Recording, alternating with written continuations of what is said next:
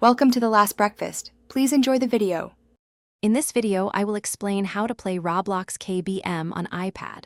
First, ensure your iPad is running iPadOS 13 or newer for full mouse support.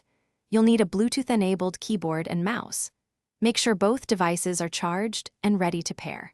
This setup allows for a more precise and traditional gaming experience, enhancing your control within Roblox worlds. Get ready to transform your mobile gaming. To connect your devices, open your iPad Settings app and tap on Bluetooth. Turn Bluetooth on. Put your keyboard into pairing mode, then select it from the Other Devices list. Repeat this process for your Bluetooth mouse. Once both show as connected, you're halfway there. This simple pairing ensures your iPad recognizes your new gaming peripherals, setting the stage for your Roblox adventures. Now, launch Roblox.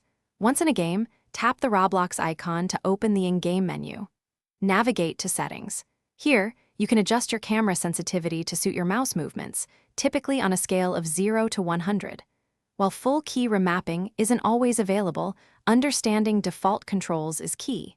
Experiment with these settings to find your perfect balance for smooth gameplay and enhanced precision. If you encounter issues, first check that your keyboard and mouse have sufficient battery life.